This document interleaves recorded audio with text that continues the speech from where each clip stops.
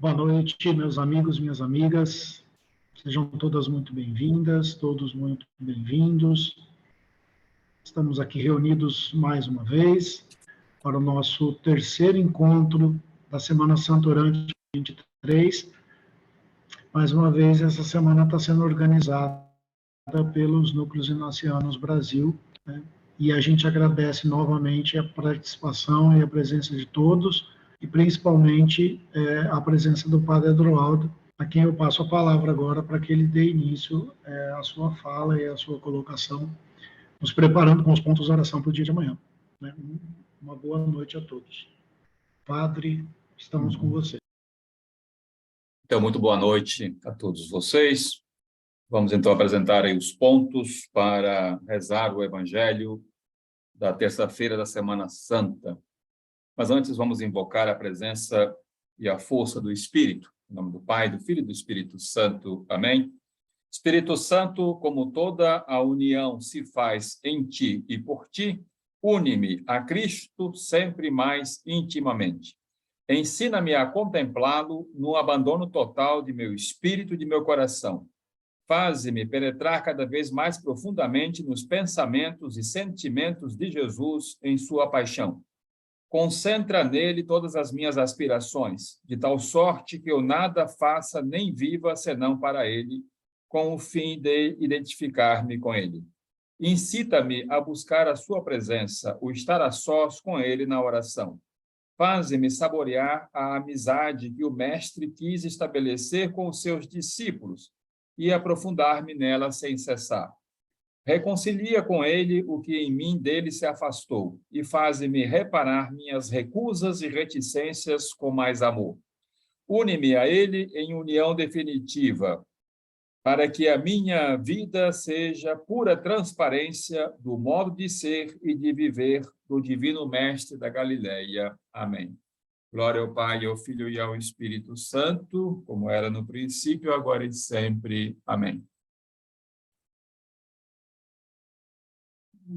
Então, hoje vou propor aqui algumas indicações como pontos para a oração para o dia de amanhã. Então, como sempre, à noite, é bom fazer um pouco essa preparação mais remota antes de dormir, talvez ler o texto bíblico, já vai criando essa disposição para depois, amanhã, usando da contemplação inaciana, mergulhar nesse mistério que vamos apresentar.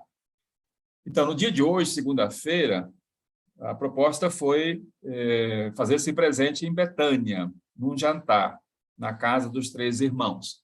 E ali uma refeição carregada de afeto, de cuidado, de hospitalidade, de amizade, uma refeição muito rica em simbolismos.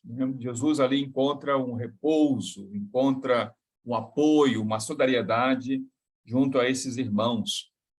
E, de fato, dizia um pouco ontem que esta refeição em Betânia seria uma imagem daquilo que seria a verdadeira comunidade dos seguidores e seguidoras de Jesus. Uma comunidade servidora, uma comunidade que vive o cuidado através do lava-pés, e uma comunidade que assume uma atitude de escuta. Isso foi no dia de hoje. Para amanhã, terça-feira da Semana Santa, vamos, através da contemplação, da imaginação, vamos nos fazer presentes na última ceia, seguindo o relato de São João, no seu Evangelho. E esta ceia, essa última ceia, esse relato de João, é um relato, podemos dizer assim, que está em oposição ao relato de ontem, o relato de hoje, segunda-feira da Semana Santa. Porque nesta última ceia, Jesus deixa transparecer uma profunda comoção diante da traição de Judas, diante da negação de Pedro, diante da fuga dos seus amigos. Então, Jesus quer celebrar com os seus discípulos a Páscoa judaica. Ele desejava ardentemente isso, né? Fazer uma ceia de despedida. Então, ele tinha esse sentimento, né, de estar com seus amigos, esses que caminharam com ele durante um bom tempo, fizeram um percurso desde a Galileia, participaram de muitos sinais, de muitos gestos, participaram da multiplicação dos pães, da pregação, foram criando, reforçando laços de amizade. E, neste momento da última ceia, segundo o relato de São João, Jesus se depara com um grupo medroso, um grupo que se revela infiel, e, enfim, acaba fugindo, né, diante da entrega radical de Jesus. O contexto da última ceia em São João é que ela é precedida pelo lava-pés, né? O relato que está indicado aqui é precedido pelo lava-pés. E, após o lava-pés, então, Jesus vai manifestar, deixa transparecer esses sentimentos de dor, né, diante da negação, diante da traição dos seus mais íntimos, né? Ele vai percebendo que, cada vez mais, ele está sozinho, né? Nós podemos perceber que, nos relatos da paixão de Jesus, há duas situações que geram sofrimento em Jesus. Há uma situação externa, a oposição, a perseguição, a trama, quer dizer, estão atrás, estão procurando Jesus Cristo, né? E depois toda a paixão, né? E isso causa, de fato, um profundo sofrimento. E aí, então, as dores físicas, né? Os açoites, a crucifixão, tudo isso, né? Como nós já conhecemos. Então, isso causa muito impacto em nós, né? O sofrimento físico. Mas aqui na última ceia, há um sofrimento que transparece aqui, que é o sofrimento que não é visível. É o sofrimento interno. É o sofrimento provocado pela traição, pela negação, pelo medo, pela fuga. Para Jesus, acho que esse sofrimento foi até maior que o sofrimento físico, porque foi um sofrimento provocado pelos seus amigos, os mais íntimos, aqueles que conviveram com ele e compartilharam da sua vida. Então, nesse momento decisivo, dessa última ceia, né, que Jesus desejava tanto comer e organizou, né, enfim, preparou esse ambiente, essa refeição. No entanto, torna-se uma refeição pesada, né? E ali, então, por isso que o texto vai realçar a figura de Judas. Então, de um lado, né, o gesto de Jesus, né, de celebração, de participar da refeição com seus amigos, né?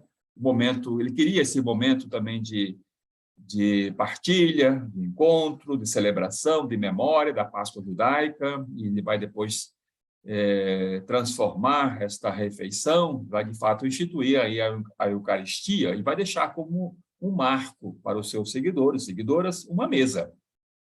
Ele que tinha transitado por tantas mesas ao longo da sua vida, na segunda-feira da Semana Santa esteve mais junto a uma mesa na casa daqueles 3 irmãos, e agora ele vai propor esta mesa como memória. Mas ali, então, vamos perceber, e aqui o convite é isso, está aqui, né, mergulhar nesses sentimentos que Jesus experimenta neste momento. Então, é claro que sempre na última ceia, a figura que aparece aqui, né, como um antagonista, né, é o do Judas Iscariotes, né? Então, uma figura que provoca em nós uma rejeição, uma resistência, né? No fundo, porque Judas também é um espelho para nós. Todos nós também vivemos experiências de pequenas traições, pequenas mentiras, né? Infidelidades, né?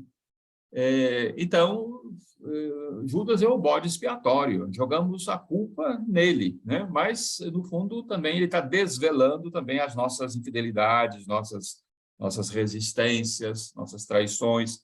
E, de fato, aqui, então, o texto de João dá um destaque, né, a este sentimento de ser traído, né? A traição, ela é terrível, né?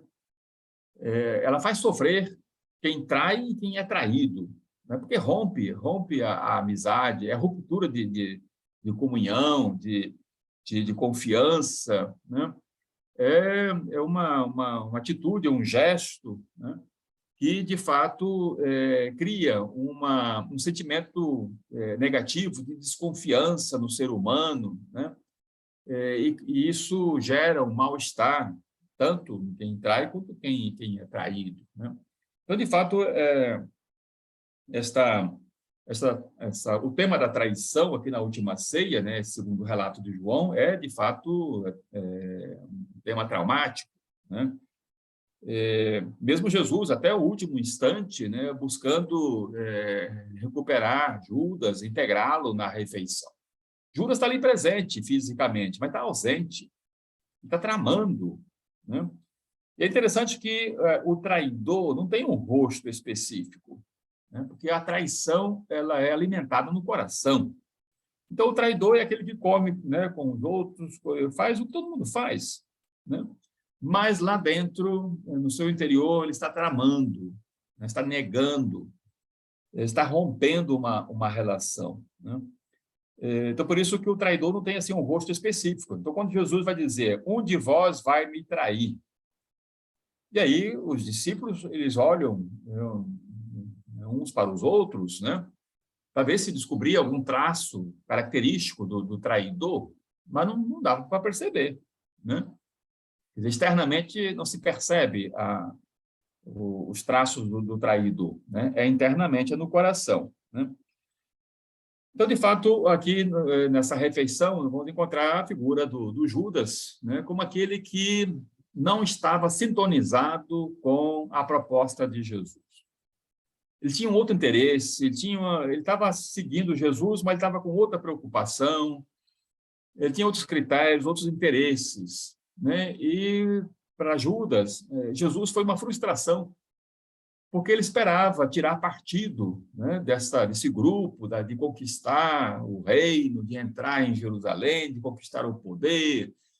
E aí ele vai se deparando, que não foi só agora, né, que Judas alimentou a traição. A traição vem de longe, porque Judas foi percebendo que a pessoa de Jesus é uma pessoa mansa, que fez a opção pelos últimos, pelos mais pobres, que é contra todo tipo de violência, que revela um estilo de vida despojado, sem poder, sem riqueza, sem nada. Então, Judas foi alimentando uma frustração com relação à pessoa de Jesus Cristo. E é claro que agora, na última ceia, essa frustração se faz mais patente, mais visível, né?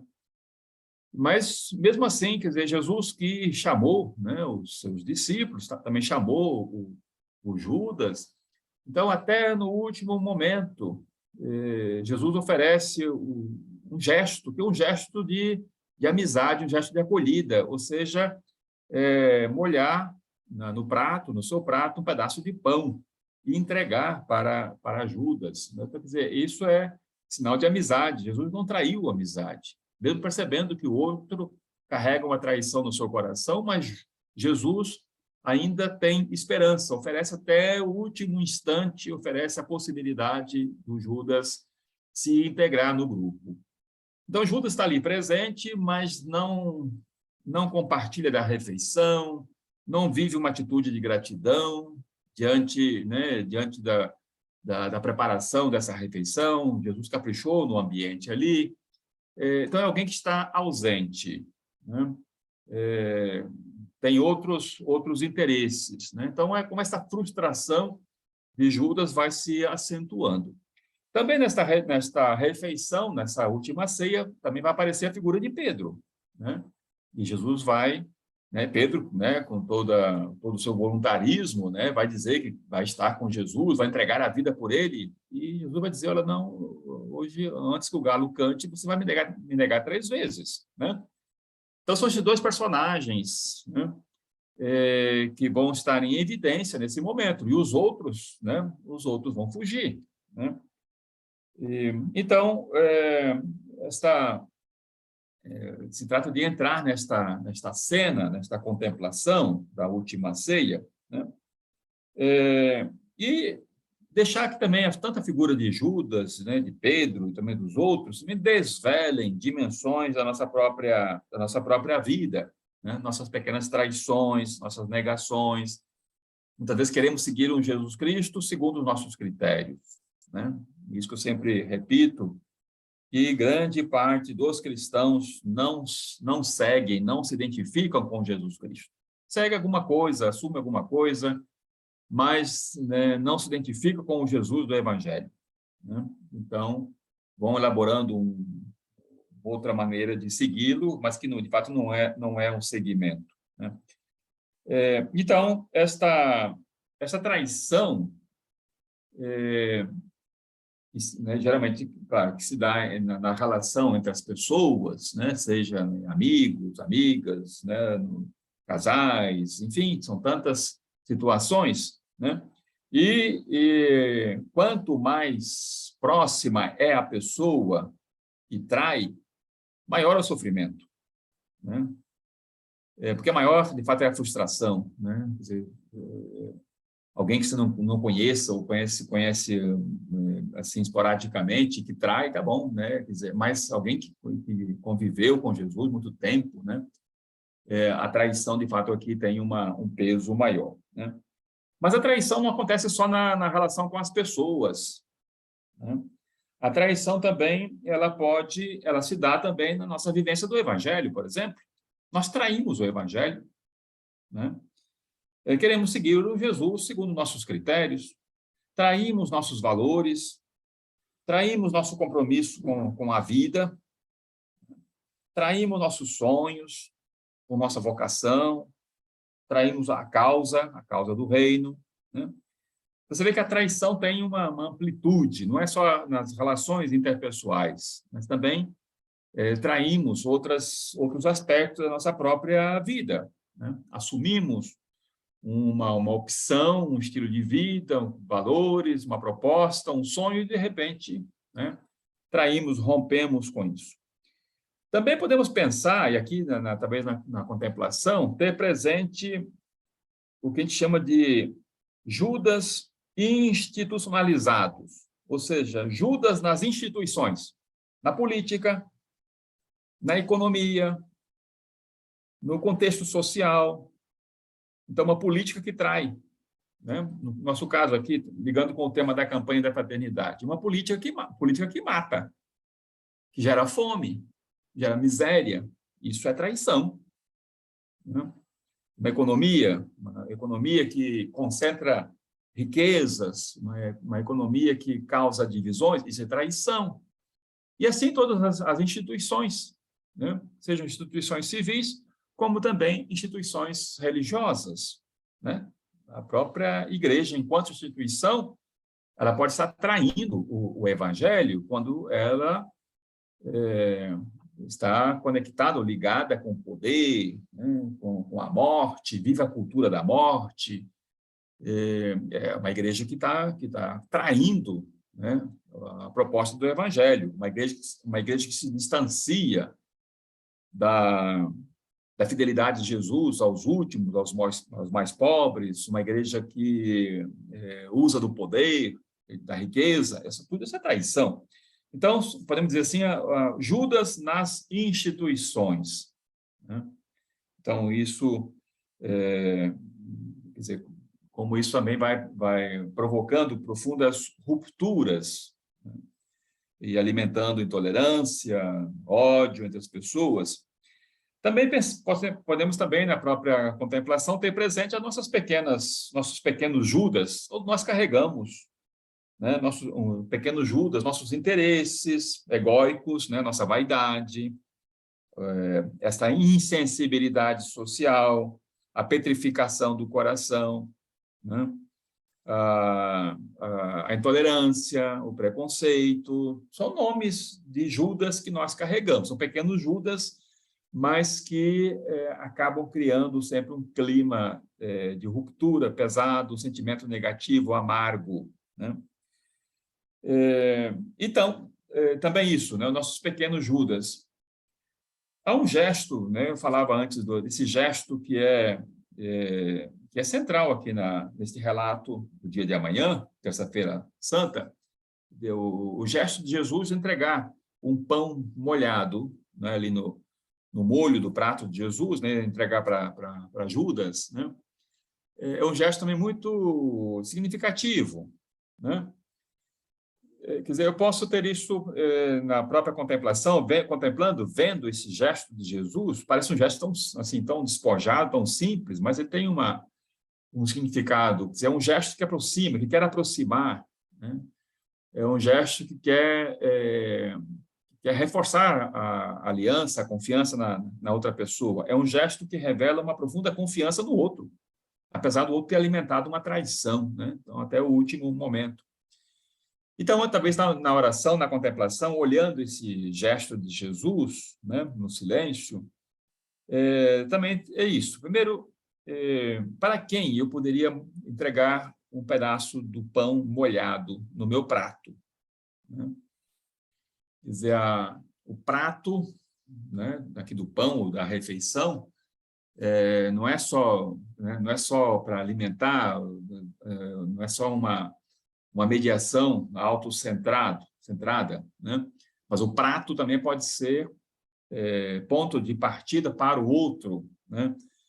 Então, a partir do prato da alimentação, quer dizer, onde está a refeição, a comida, ter presente tantas pessoas que trabalham, que transformam a terra, que gastam, né, a sua vida, que produzem um alimento, que preparam um alimento, né? Então, tem essa dimensão solidária, né? O prato não é só para ingerir alimento, não é só um meio para ingerir alimento, né?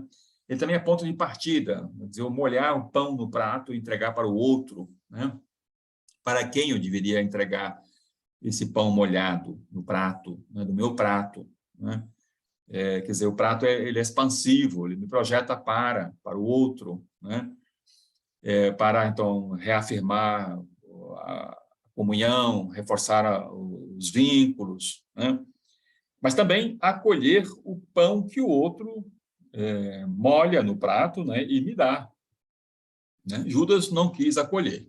Jesus ofereceu, mas Judas não quis acolher. Se tivesse acolhido, seria reintegrado ali no grupo, né? Mas não quis acolher. Então, também, quer dizer, não é só a gente dar, né, molhar o pão no prato e entregar, mas também receber de outras pessoas que querem fazer isso, né? E aí podemos também aproveitar desse gesto e ir para uma dimensão mais profunda, para a própria interioridade, né? Ou seja, também criar esse ambiente da última ceia no próprio interior, né? Esta sala da última ceia também acontece no nosso próprio interior, né? Então, assim como Jesus fez esse gesto de entregar para Judas esse pão molhado, né, num gesto de confiança, num gesto de amizade, então também nessa ceia interior, nessa última ceia, nessa refeição interior, também oferecer o nosso pedaço de pão para as nossas feridas, os nossos fracassos, os nossos traumas, vivências que não foram integradas, né? Todos nós carregamos sentimentos negativos, né? Mas que querem se alimentar, né? Então, precisamos, em primeiro lugar, oferecer do nosso prato esse pão molhado para essas dimensões que não foram pacificadas, né? Então, a ceia também acontece no nosso mundo interior. Quando eu tenho essa sensibilidade, né, e ofereço um pedaço do pão para as minhas feridas, meus fracassos, meus traumas, meus sentimentos negativos, né, eu vou criando essa sensibilidade e isso depois se prolonga, se visibiliza também na relação com os outros. Se eu não sou capaz de fazer isso internamente, também vou ter dificuldade depois de viver ou de prolongar esse gesto de Jesus na relação com os outros, né? Então, se trata também de oferecer interiormente, né, este pedaço de pão, né, este alimento, né? Quer dizer, eu dizia outro dia, nós carregamos uma multidão dentro de nós, uma multidão que também quer receber esse alimento salutar, né? Então, aqui um pouco algumas dessas indicações podem ajudar, né, a criar esse clima de oração, né? O texto que eu encaminhei para vocês, né?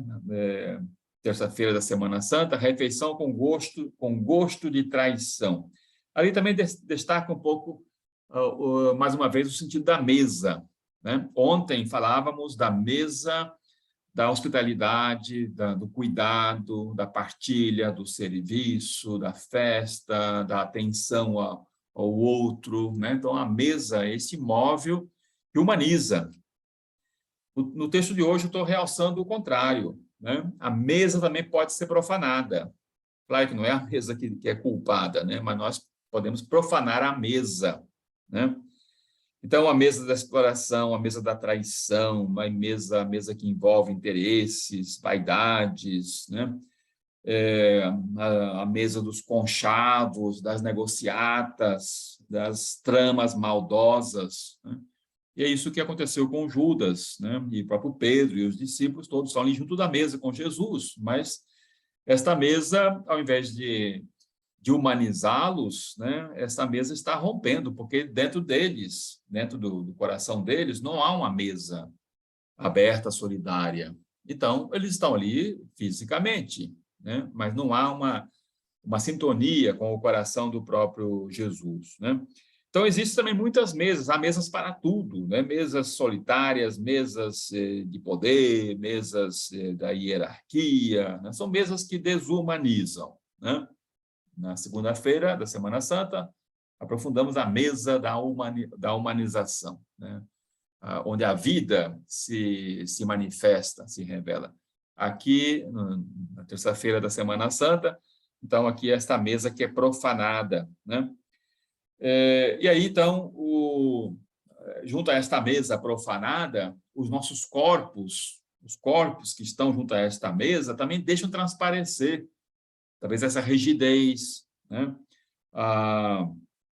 O fechamento, porque na refeição o ser humano também se revela, se desvela, né?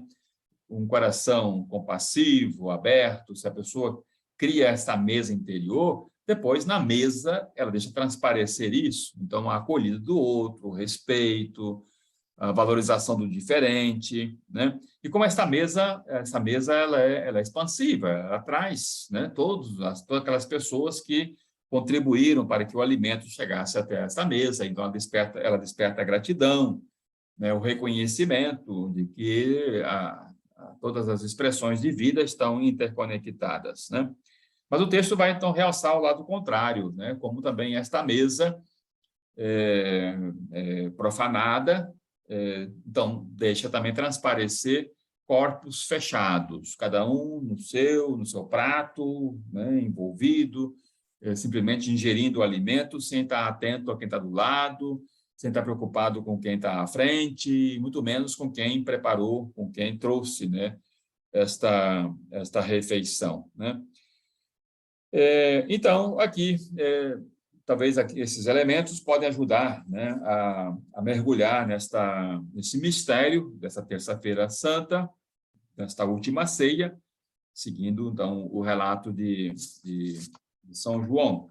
Então, ali na parte de trás está citado o texto do Evangelho, né, que é logo depois do lava-pés, e ali, então, vamos perceber como, né, a figura de Judas é uma figura vendida, né, a outros poderes, é alguém oportunista, manipulado, egocentrado, né? E como Jesus, até o último instante, né, Jesus procura preservar esta amizade, essa história de convivência e de seguimento, né?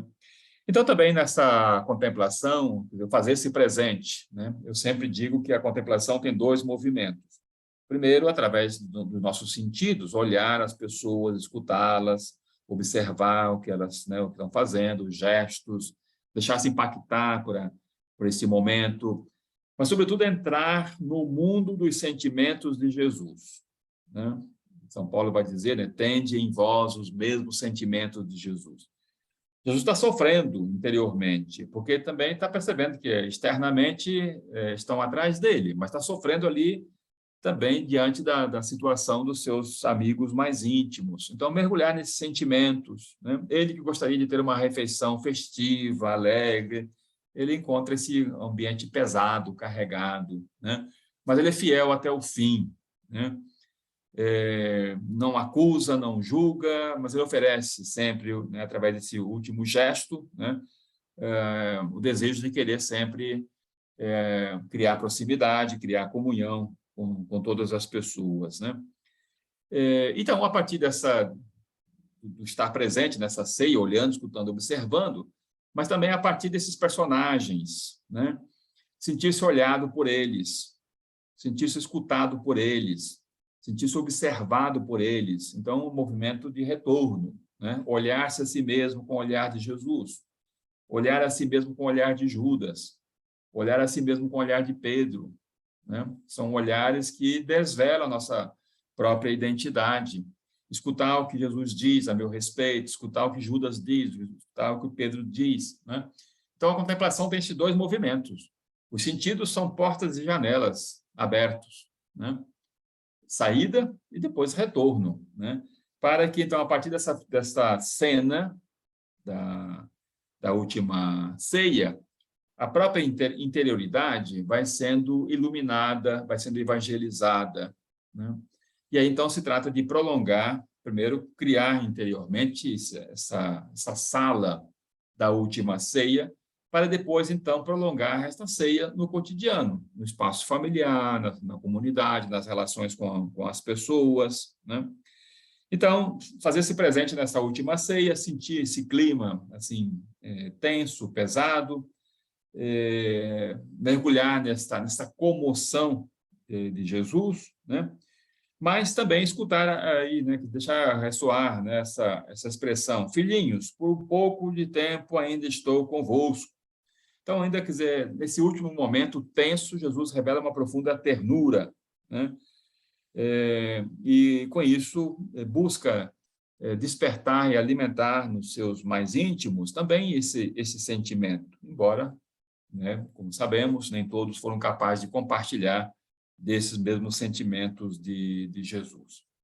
Então, agora à noite, a proposta, então, seria fazer essa leitura do Evangelho, preparar-se, mobilizar-se, e amanhã, então, buscar ter um tempo, né, de oração, como dizia outro dia, para também reforçar o próprio retiro quaresmal, né? Então, não é para deixar de lado o retiro quaresmal quem está seguindo, né? É para reforçar.